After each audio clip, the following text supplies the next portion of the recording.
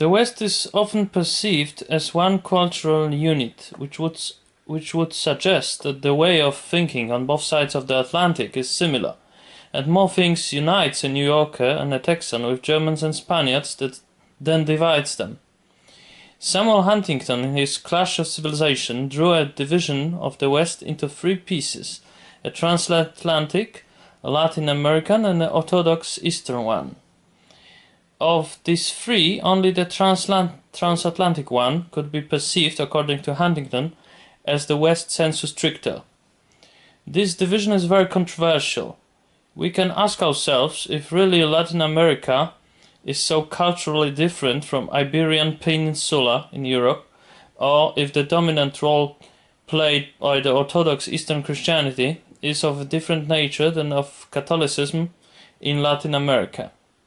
Huntington never touches things that really separate USA, Canada, Australia and Europe from Russia, like the high reverence for the law and the enlightened and liberal way of understanding what purpose the law serves.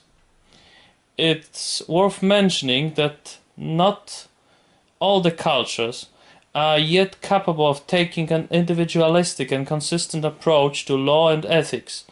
We can today perceive the clash indeed, but rather that of the liberal and utilitarian enlightened West, to some smaller extent also of other philosophical way of thinking typical for Taiwan's and Japanese policy, with more absolutistic traditional conservative cultures, like Russian. Differently from Huntington, other neoconservative thinker Robert Kagan claims that after the collapse of the USSR, the world became normal again. Normal that is based on regional hegemonies. In this world, governments and states form alliances based on cultural similarities, liberal democracies on one side, autocracies on the other. Nothing better explains the tension between both NATO and Japan, with Russia and the Shanghai Cooperation Group. Wojciech Karpiński in one of his essays about the USA, compares the Western cold and rational approach to the letter of law with Russian delusions of some imagined absolute justice. Even Russian liberals like Alexander Herzen were thinking in this strange way. Although these delusions never brought anything more than tragic wastes of time and means, and sometimes even countless lives, these delusions continues. These delusions only stopped the Russians from producing a good law. This conflict of the rotten West with Russia, so-called rotten West, between the West and Islamic autocracies and theocracies, is all about the inability of noticing the advantage of the relative tolerant Western liberalism, which paradoxically, on moral grounds, tends to be far less relative than absolutistic traditional's way of reasoning. Or not reasoning, but merely thinking. About the nature of good and evil. This, on moral grounds, the thinking about nature of good and evil is different. Those could be thought as some supernatural beings, or as effects of human acts and decisions. This thinking about them as effects of human acts and decisions is the rational enlightened one. A German atheistic author, Michael Schmidt-Salomon, thinks about the USA as Kisielewski about Russia. But as far as legal systems are involved, USA seems to be on the same side with Europe. On the other hand, Europeans tend to think of the Americans as their cousins, maybe with the exception of Texas. On the other, they often talk and write about two American nations. American liberal author Paul Berman writes a couple of passages about this excluding of Texas by the Europeans. He blames George W. Bush, Bush Jr., to be too openly American and too distinctively Texan in his demeanor during the negotiation with his European allies in 2003. The right-wing 2001-2003. The right-wing Bush administration, openly religious, sometimes even fanatically religious, was not accepted not only by European liberal and social democrats, but also by European Christian Democrats, European Christian Democratic Moderate Right. I mean the parties like CDU, CDA from the Netherlands, the first was German, UMP, Union pour le Mouvement Populaire from France, Lega Nord in Italy, and many others. And those Christian Democratic moderate right-wing parties of Europe on many issues agrees more with the Democratic Party than the GOP as far as America's political scene is concerned. Especially since, and this happens especially since the GOP started to play religious card, that is from the times of Reagan administration. Even for the Christian Democrats, religion so openly presented on political forum usually brought back the resentment against the alliance between the throne and altar known from absolute monarchies, which is rarely understood in the USA, where the Jeffersonian wall separating churches from the state witnessed the birth of the nation. In this situation of 2011 and 2013, 2001 and 2003, Bush's religiousness seemed similar to Islamistic one. Only Colin Powell, calm and rational in his argumentation, made a good impression in Europe, but his efforts couldn't prevent the incoming wave of European anti-Americanism. In the 90s, the conservative member of the European Parliament, Otto von Habsburg, and other European MP, Cohn-Bendit, the famous Red Denny, Mr. Europe, he is also called, and he is also by the Orthodox European socialists is called sometimes American type left-winger. And these two MPs were of the same opinion on Serbia. They both perceived Serbian generals as murderers, although in the same time they were both involved in some serious disputes about European economy as members of opposite camps. For instance, about Thatcher's underinvestment of health service in the UK, which cost many Brits to go for treatment to France. On those days, Bill Clinton was able to deal with the European political skepticism and indecision. He was even able to mediate between Serbs and Albanians. But his successor, George W. Bush, was perceived as a creature from another planet, like Boris Yeltsin. Berman criticizes Bush for not making the undoubtedly strong liaisons between the Ba'ath Party of Iraq, Al-Qaeda and Hezbollah, as well as the numerous letters from Kurdistan, which he didn't mention, and whose authors were literally asking for the UN and NATO intervention in Iraq against Saddam Hussein. Bush was only pontificating about his mission and the America's mission in Iraq, which made the worst impression possible. That's why Joschka Fischer said 9 about Iraq to Rumsfeld, and Chirac made the pressure exerted on the Hussein weaker, so Hussein could have had the impression that maybe NATO is so deep in quarrels that no intervention would follow. Gerhard Schröder, the chief of German Social Democrats, openly criticized US policy. In the same time, the conservative Catholic American journalist Michael Kelly connected Joschka Fischer's decision with his turbulent past as a leftist student and activist, which made the transatlantic quarrel even more dramatic. Tony Blair, the Prime Minister of Britain, perceived American arguments as inappropriate, too much missionary, not enough humanitarian, but wasn't keen on lecturing Bush on the matter. Berman thinks about Blair's decision as a mistake. The British and the French were unaware, says Berman, of the great impact of 9/11 on American society and politics. Fisher thought that Americans are impatient and can't play chess. That's it. That is, plan their steps carefully for a more distant future. And he was right. But still, in 2005, he regretted not having supported British intervention in Iraq.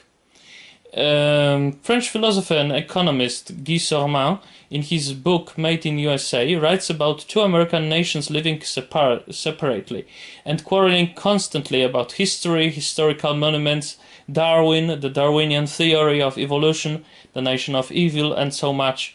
And not so much about economy as the Europeans do.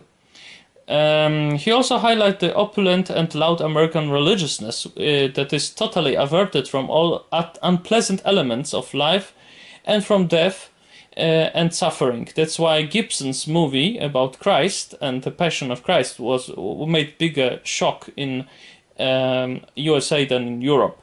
But more focused on, the American religion is more focused on problems of everyday life, which leads Americans to pretend to be more religious than they really are. Sorman mentioned also the Jeffersonian wall that separates churches from the state, the cult of sport and of human strength and body, and that paradoxically coexist with Puritanism. He also mentions mistrusting the intellectuals and hundreds of other things that makes USA so different from Europe. Even for European conservatives, the authentic or pretended American religiousness, combined with Texan death penalty and such elements like that, is hard to understand. Angela Merkel values USA for their pursuit of freedom, but as a whole they are too much to the right side for her. She avoids drawing any misleading comparisons between American and European right-wing policies and parties, and she really dislikes the Tea Parties. She perceives this party as crazy, thoughtless, radical organization. She values the policy of Reagan, but with many reservations. For example, she blames him for the prolonging of the Cold War, which with his refusal to limit the nuclear arsenals during the talks in Reykjavik, especially his refusal to not construct any weapons and other installations like that in the space, which was more like an idea than a real project, but he still refused, and Gorbachev disliked this refusal. And Merkel thinks that Reagan acted as if he wanted the Cold War to be continued, to never end. It seemed like some sort of betrayal of America's own political ideas and virtues in Merkel's eyes. But still she criticized the stupid performance of Gerhard Schröder, who in August the 5th, 2002 on the Opera Square in Hanover talked about American adventure in Iraq. Merkel, as well as leader of Bavarian CSU, Edmund Stoiber, said that it was an unnecessary dividing of Europe into two camps by Schröder, and also a demonstration of Western wickedness in front of Iraqi dictator. In February 2003, the Washington Post published Merkel's statement in which she criticized Schröder, as well the French criticism towards Poland for supporting America's adventure.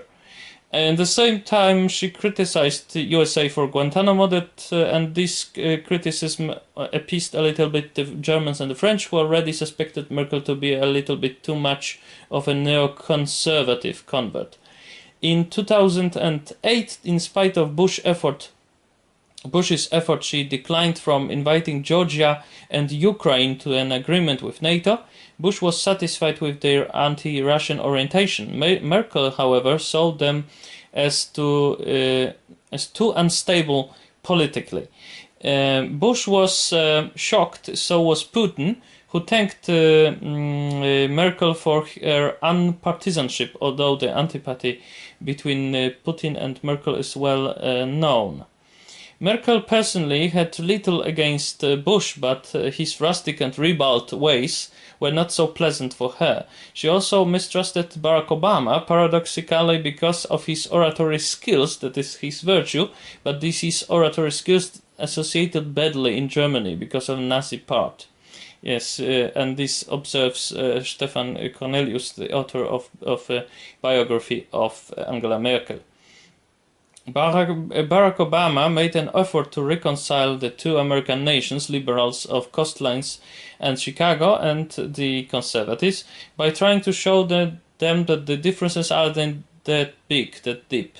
He wanted to bring back political and social consensus known from the years 1776, 1800, somewhere between social liberalism and anti-centrism of Jefferson and Hamilton's federal conservatives, or at least from the 1950s. Obama regrets that adherents of the GOP and the DP, although praise freedom to a similar extent, see only some manifestations of violation of human rights. But still he claims America to be one big family of individualists who reject tribal and historic sentiments and values what's patriotic, concrete and local. Obama claims that the USA were lucky because they have avoided bloody revolutions and wars which were the fate of Europe. Although of course sometimes he agrees American patriotism, faith and charity turned into xenophobia, fanatism and suffocating paternalism. Still many Americans, especially liberals affiliated or sympathizing with the Democratic Party, are mentally closer to Thomas Geoghegan book, Were You Born on the Wrong Continent? Were you born on the wrong continent? How the European model can help you get alive. The voice of Geoghegan is a voice for a government more active economically and socially, is similar to social liberal or social democratic administrations of Europe. Liberal talk show host and author Bill Maher, very well known in America, many times characterized Europe as more wise on many issues thanks to its longer history and better elaborated thanks to that. Although sometimes a little bit rheumatic for the same reason, old and not so keen on moving on, but still a source of wisdom for USA. Similarly, European liberals like Bernard Henri Lévy make often their sympathy with liberals from New York or California as well known as their antipathy for Texan conservatists. The Americans are fond of highlighting they are independent from European culture and ways which are visible already in the first period of their political independence and independent existence. In the song Free America, composed by Joseph Warren in 1775 and sung with the tune of British Grenadiers, we can find a deep conviction of American unique spirit of liberty that reportedly cannot be matched by any European equivalent. As well as a very interesting prediction we can find in this song that in the next centuries Europe will abandon absolute monarchs and oligarchy of the nobility and join American dream about liberty. We already know that Warren was right. Second American President John Adams perceived Europe as culturally situated between American liberty and Chinese despotism, predicting that Europe will form a democratic federation on fall or fall in ruins like despotic Roman Empire or the Persian one.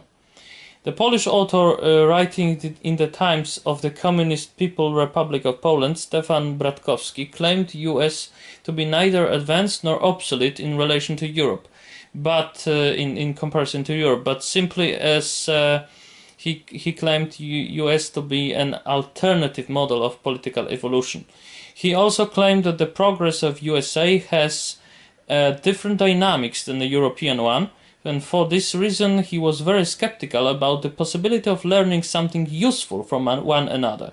He wanted to make it clear that he doesn't want to form any form of continental patriotism, which we try a little bit today within the frames of the European Union, by the way. But he didn't want to form this continental patriotism, but simply to inform Europeans about the very serious differences between the US and Europe. But what about European values? It seems that Europeanness is better seen from America than by Europeans themselves. When Europeans write about Europeanness, they usually elaborate on political differences from the States. Usually they write. There are Americans who write about European culture as something deeply different from American one. Europeans writing on American culture usually compare it with particular European states and nations, not so much with the Europe or the European Union as a whole. But because we are consumers of American goods, maybe even more often than of European goods, America doesn't seem to be culturally distant from us. This lack of the lack of something comparable with the powerful and creative, by no means as primitive as we like to stigmatize it, American pop culture on the European level creates the very interesting situation in which every European nation and country experiences in reality two cultures, one alongside other. The American one on the and the local one. This is the claim of this is the opinion of Frédéric Martel. He wrote about the pop culture in America, Europe, China, and many other parts of the world. Generally, USA, the giant melting pot, seems to be far more culturally independent than Europe. In the nearest future, US cultural independence and European dependence will probably be even more spectacular due to demographic and economic trends. Europe creates what we call the Western civilization, or simply the West, but Europeans really differ from Americans. One difference is the mistrust of Americans and European trust in the big administration, and is a socially advanced, socially involved administration government. Erich Fromm saw this static approach as an effect of a difference of still visible feudal features of European capitalism that is simply less evolved than the American one. Fromm also claimed that the Calvinist fears before the evil world, that is the Puritan tendencies, still dominated American cultures. These fears he perceived as the main problem of US culture, alongside with the capitalistic fashion that consists in being always busy with work. Of course, Fromm's opinion contradicts with the vision of USA as an alternative to Europe, and presents USA with some sort of a drunken master for European student. They're all very wrong master, very wrong teacher. Several decades passed from the time when Erich Fromm published his book on sane society from 1955, but it seems that differences between USA and Europe are maybe even bigger and more visible than in Fromm's day. Especially in economy, the neoliberal or maybe even libertarian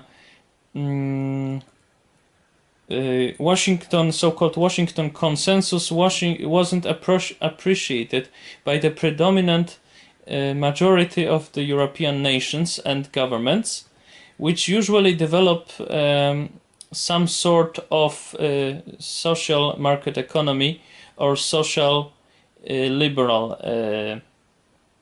elements that sweeten the harsh world of economic Darwinism. When confronted by these differences, British philosopher John Gray even affirms that neoliberal delusion about global free market economy should be abandoned, ridiculed, and substituted by more national economies enjoying protection from particular state. He's not sure if it's still possible, however, because of this very strict, very close connections between particular economies of economic models of the states, of particular states and countries. The historic past itself gives other set of colors, so to speak, to European and American cultures. The conservative Austrian author Erich von Kühnelt-Ledin writes that if Europe has equal or smaller number of historic monuments connected with monarchies, nobility and clergy than America, there would be no reason for the American tourist to visit Europe, since your American landscapes are more breathtaking than the European ones. In American opinion, the feudal Europeans speak less on money, but are equally greedy as Americans in general. They only are more hypocritical about money. There seems to be less of a reverence for authenticity in America than in Europe. Decades before the Chinese, the Americans were building many copies of European architecture from Cambridge, Massachusetts to LA, so throughout the country. Bernard Henri Lévy couldn't understand the American approach towards cities and monuments. He was in Cooperstown, in southern part of New York State, where he watched reportedly old buildings and a pseudo-museum of baseball, although baseball was by no means invented by General Abner Doubleday, as it's said in the museum in 1839, because he was then in West Point, and baseball was already known. We read about baseball as the elaborated game in Jane Austen book from 1815, or even in other English book from 1748. The Americans seem to enjoy myths and to treat pseudo-museums of some sort of churches or places of cult, in the opinion of Lévy. They are also prefer to have a reconstructed artifact to a real one in museum.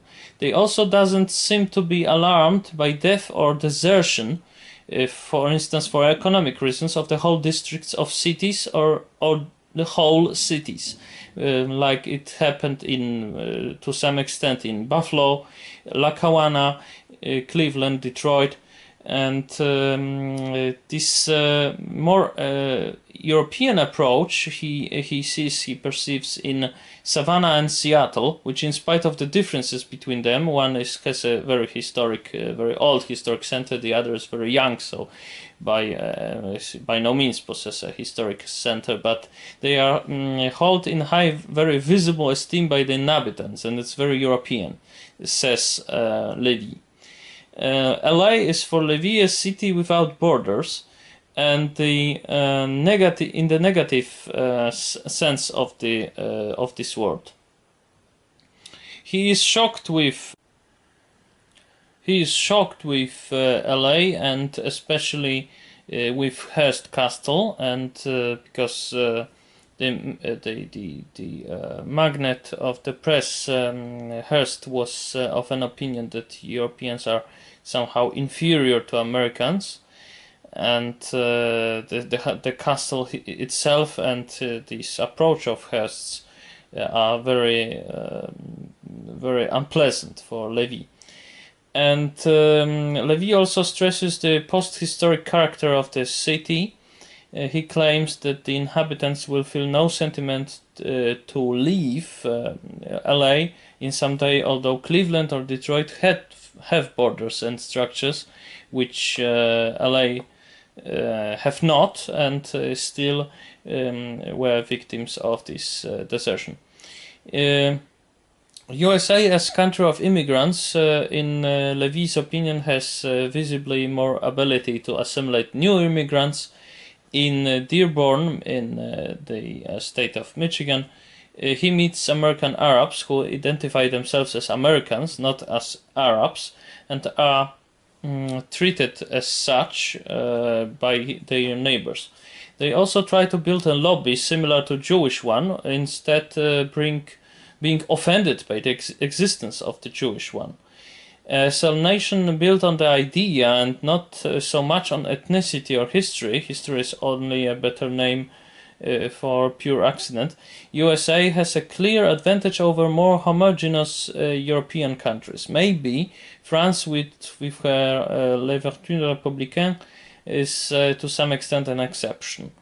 This cult of inauthenticity that Levy mentions seems, however, doubtful, because the Americans know really much about all that happened between 1770 and 1800, as notices British author Stephen Clarke. The Colonial Williamsburg project, for instance, is more as an example of a historical pietism than of some cult of inauthenticity. A Polish liberal thinker and author Wojciech Sadurski, in his book published in 2007, who is a mainstream liberal who stands both for economical and even more constitutional and social freedom, he writes, among others, about ideological differences between the European Union and USA. Sadurski finds the European Union is intellectually hard to deal with because it's neither a state nor an international organization like UN or NATO.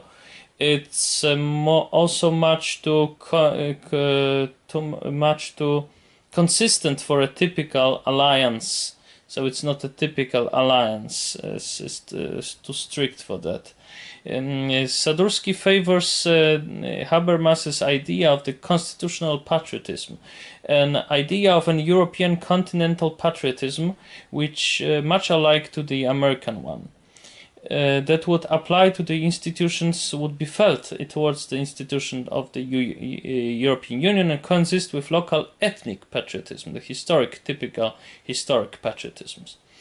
Sadurski also writes about the American ambiguity towards the European project. He mentions, for instance, about misinformation spread by ridiculously pro-American Polish newspaper Wprost that estimated the number of EU officials for 400,000, although the correct number is 10 times smaller.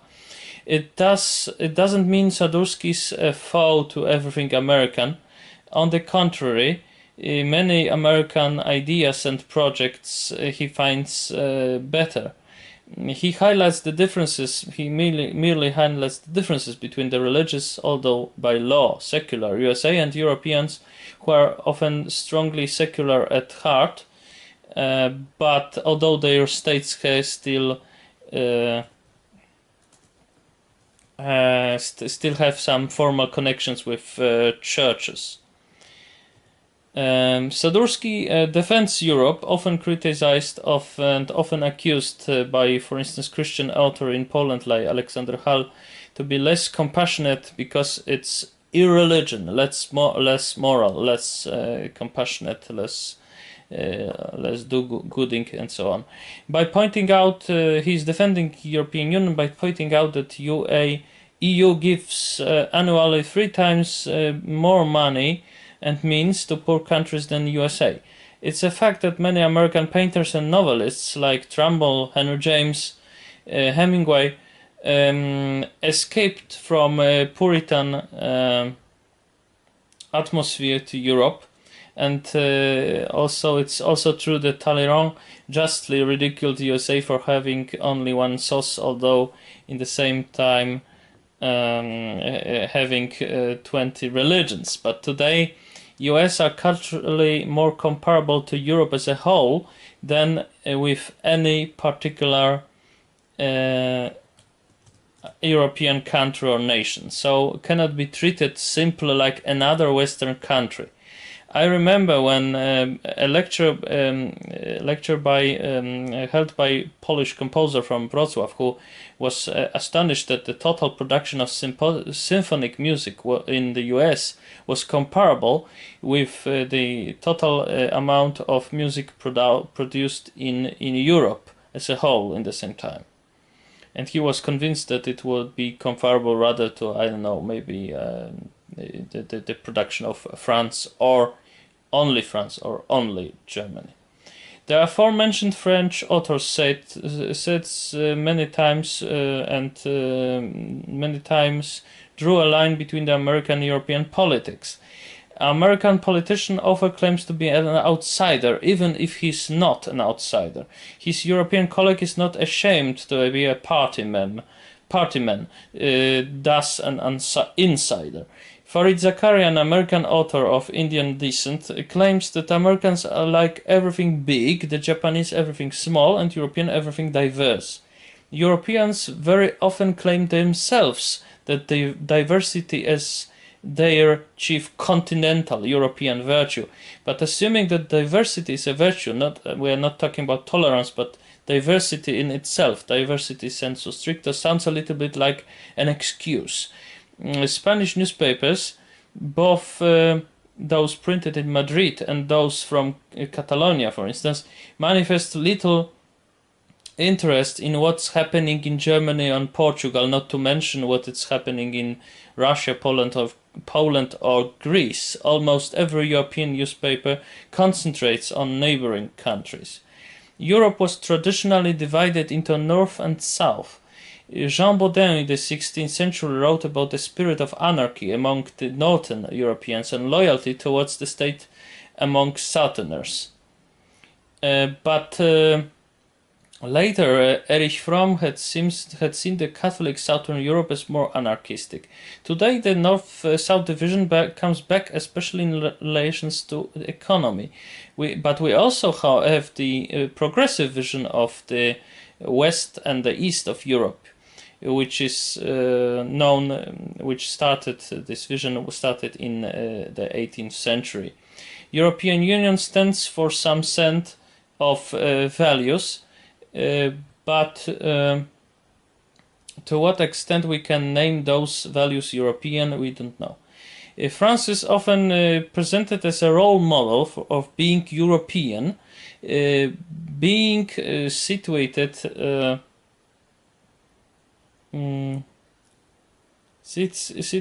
both in Northern and Southern Europe in the same time, so to speak, and having their social virtues based more on ideals than genes and history.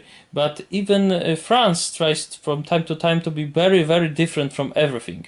By conducting, for instance, from the times of de Gaulle to the times of Chirac, to the era of Chirac, a very independent foreign policy that consisted in maneuvering and mediating between NATO and Russia and other Orthodox countries, including Serbia, which are very much involved with Russia's politics. The only result of that policy was breaking of the European solidarity in time of the Serbian War and the total diplomatic fiasco, because this trying to be a mediator between NATO and Russia wasn't very much appreciated by both sides. The European and American reaction are often very different, both on social and political level. Getting divorced for many Americans is a tragedy, even for those not so much religious. Even those not so much religious are often trying to avoid it at all costs. Meanwhile, Europeans are very European about it. They are more calm, rational. They are not experiencing it as a real tragedy that it's beyond everything else or something. In comparison with Americans, is totally different reaction. The Americans were, for instance, the same with politics, the same with everyday life, and the same with politics. We have many differences. The Americans were very enthusiastic about Arab Springs, the Arab Spring. The Europeans, with an exception maybe of David Cameron, weren't. Americans praised democratic tendencies. The Europeans deplored lack of liberalism within the Islamic societies. Europeans have shown solidarity when confronted with the massacre of Charlie Hebdo journalists by Islamists, and the American president refused to participate in the name of political correctness. Existentialism, as in the US, is treated very often as something very European. See the discourse of Jennifer Melfi and Tony Soprano, both characters of the TV show Sopranos, and they are talking about existentialism, something very European. Europeanness is best noticed from America, to sum up.